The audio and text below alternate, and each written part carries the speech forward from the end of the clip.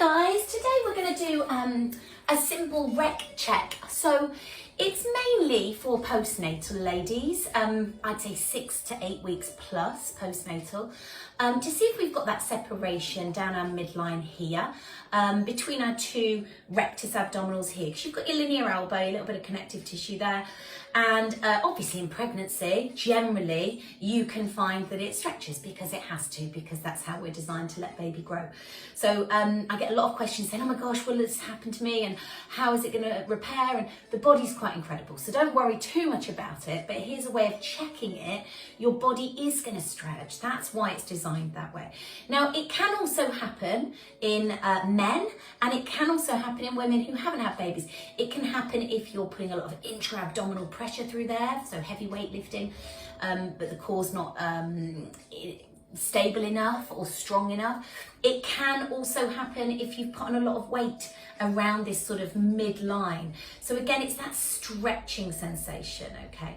So I'm going to show you a very quick and simple check on your backs, and we're going to use our fingers in sort of this position here, so palm facing you, to see three things. We're going to check the gap, if there is one, between the ridges of the abdominals here, the rectus abdominals, those six-pack ones on top. So if there's a gap here, 1, 2 or 3 fingers, maybe more.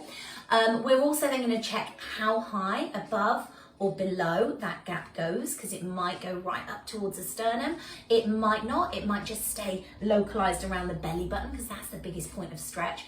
And we're also going to check the depth and how squishy it feels or how dense it feels, whether there's some tension under there, meaning that you've got that slightly more engaged, deeper core, so your transverse abdominal belt is strong, or whether it is like a big gap and there is nothing there and it's like a trampoline, it just goes in and out. Okay, so we're going to try and measure that. So let me just show you that on the backs, really gently coming onto your back. And if you know you do have a big separation, do your log rolls to get down. Please don't roll down through the spine. Okay, we are going to come on into just a neutral position, okay, for you. And you're going to think, if you can, about just feeling without tension. So can you have a little palpate around your midline with your fingers and see what it feels like? See if there's anything that you notice, any lumps and bumps, if it's got a gap there already that you can feel, if your fingers are just disappearing into you, okay? And then I want you to put a hand behind your head, and I want you to engage, and I want you to draw up really gently. So we're now engaging the abdominals, and I can still feel I've got about a finger's gap just above my belly button, and I haven't got anything necessarily below my belly button. So have a feel around, go into your belly button. That's not nice, but that's the biggest point of stretch. So you might feel that there. Okay, so I'm going to now feel, so I've got a little bit of a finger's gap. It's about here, okay, just above my belly button, and it stops around about where they just feed back together, around about there, okay? So you might want to feel how far up above the belly button it is, and then I'm going to feel how deep. So mine is relatively firm, okay, my gap, because my transverse abdominals are engaging. And can you pull your pelvic floor up and see if that also makes a difference? Obviously take yourself down at any point if you need a rest, all right? And if you have got more than a 2-finger gap, that is going to be a diastasis recti, okay? That is a separation of the abdominals.